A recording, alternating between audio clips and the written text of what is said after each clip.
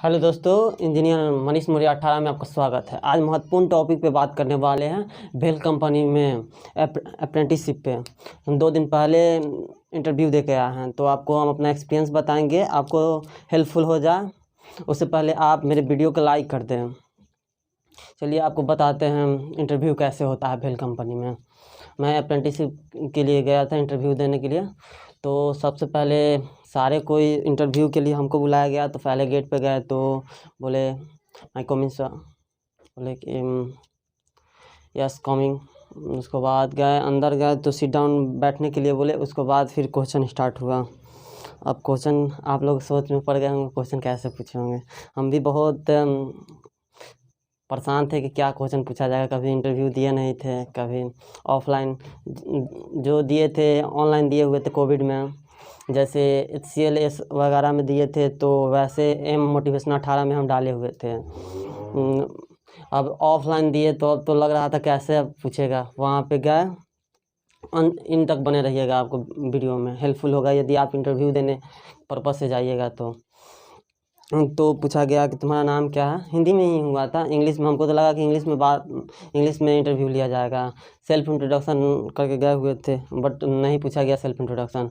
पहले पूछे कि तुम्हारा नाम क्या है, तो मैं अपना नाम बताया। उसके बाद फिर पूछा गया कि उसके बाद हाँ डॉक्यूमेंट, बोले कि डॉक्यूमेंट दिखाओ। डॉक्यूमेंट में 10th 12th ओरिजिनल मार्कशीट यही सब वगैरह मांगे हुए थे।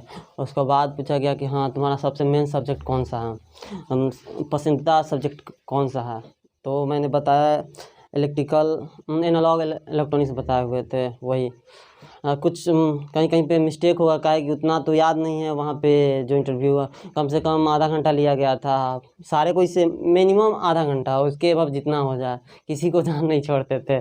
उसके बाद पूछा गया कि हाँ कौन सा सब्जेक्ट। उसके बाद उससे पूछा गया ट्रांसफार्मर, एम्पियर, वही वगैरह वगैरह पूछा गया था उसी से टॉपिक से। उसके बाद BGT और NPN पूछा गया था। उसके बाद पूछा तो हम 2021 में पास आउट हैं BTech इलेक्ट्रॉनिक्स एंड कम्युनिकेशन से। तो पूछे कि 2021 में आप पास आउट होकर 1 ईयर क्या कर रहे थे। तो हम बताए कि BPSC की तैयारी कर रहे हैं। अब वहाँ से स्टार्ट हुआ मेरा क्लास। तो आप तो टेक्निकल बैकग्राउंड के हैं, तो फिर आप नॉन टेक्निकल में क्यों गए, BTech करके फिर नॉन टेक्निकल में क्यों गए। अब वहाँ पे मैंने अपना जवाब दिए। और फिर वहाँ से पूछा गया कि हाँ, फिर पूछा गया कि प्रोजेक्ट के बारे में, प्रोजेक्ट आपका क्या था फाइनल सेमेस्टर में। तो मैंने ऑटोमेटिक वाटर पंप थी। तो फिर वहाँ पे भी लिया गया, एक पर एक क्वेश्चन वहाँ पे डाला ही जाता है। आप क्वेश्चन आंसर बताइएगा, उसमें कोई ना कोई उसमें से आंसर वो निकाल लेंगे, कोई ना कोई क्वेश्चन निकाल लेंगे, फिर उस टॉपिक से पूछ देंगे। फिर वहाँ पूछा गया कि ये तो 200 रुपये में मार्केट में मिलता है। तो हम अपना उसमें बताया कि कौन सा एक्स्ट्रा किए थे, प्रोजेक्ट के बारे में बताया। उसके बाद फिर वहाँ से पूछा गया कि आप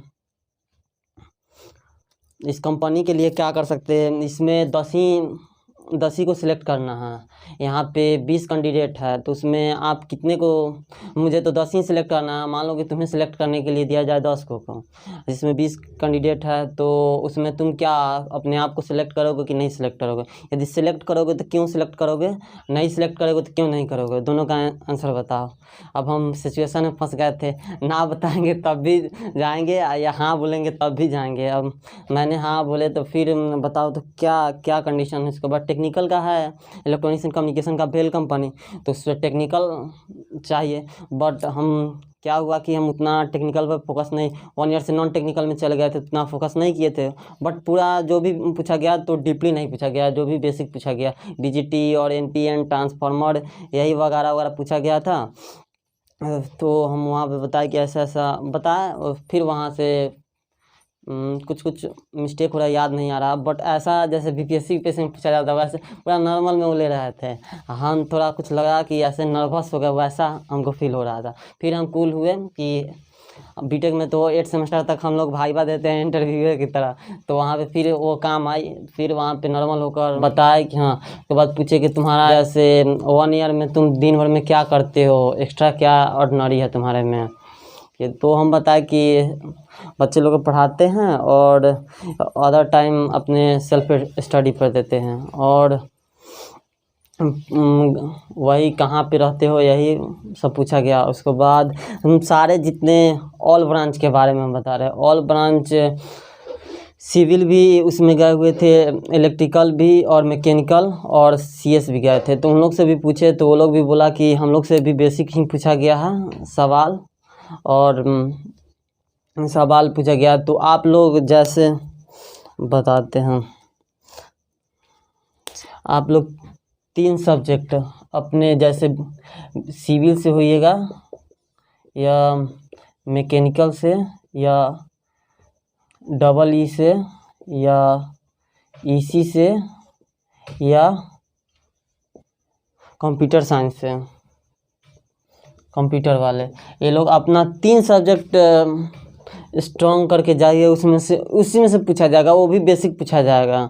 आपसे पूछा जाएगा कौन सा पेपर स्ट्रॉन्ग है, या आप 3 ही अथी पूछा जाएगा अप्रेंटिसशिप के लिए। ये भी बहुत ऐसा जगह है कि वहाँ पे इंटरव्यू नहीं लिया जाता है, डायरेक्ट सिलेक्शन हो जाता है। जहाँ जैसे हम महाराष्ट्र एग्ज़ाम गए हुए थे इंटरव्यू के लिए, बट वहाँ इंटरव्यू नहीं लिया गया, डॉक्यूमेंट ले लिया गया था जो HCL कंपनी था। और बहुत सारा DRDO ये सब में होता है, तो कहीं पे रिटर्न भी लिया जाता है, कहीं पे केवल इंटरव्यू लेकर सिलेक्ट कर लेते हैं।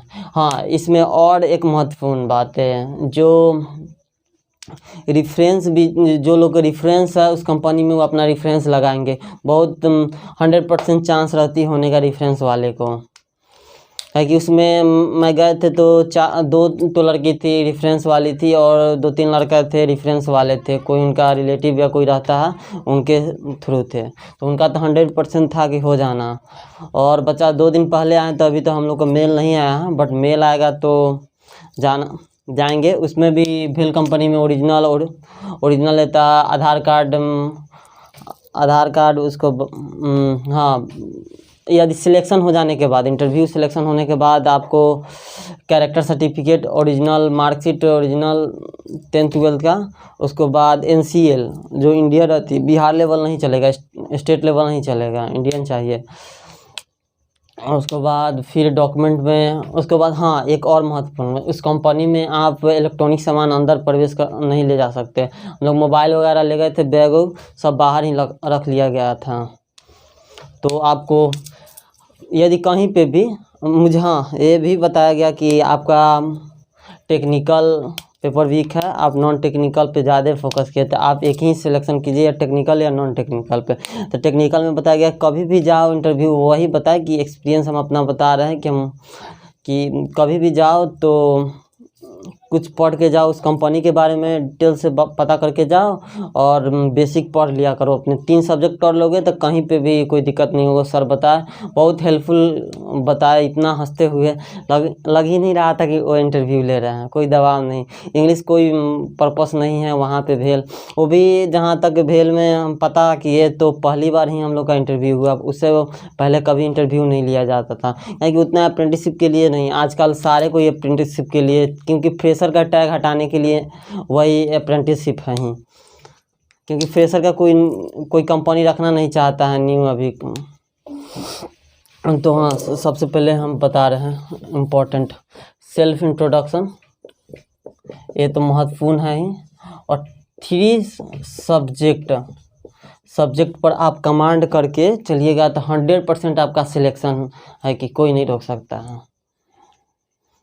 तो हम इतनी ही बात पे हम अपना बात को विराम करता हूँ। और वीडियो अच्छा लगे तो लाइक और कमेंट भी कर दीजिएगा, और सब्सक्राइब कर दीजिएगा। सब्सक्राइब नहीं कीजिएगा, कम से कम कमेंट और लाइक कर दीजिएगा। ऐसे वीडियो हम हमेशा लाते रहेंगे। कोई भी एक्सपीरियंस होगा तो हम इस पे यूट्यूब पे डालते रहेंगे। धन्यवाद इन तक बनने के लिए मेरे वीडियो में।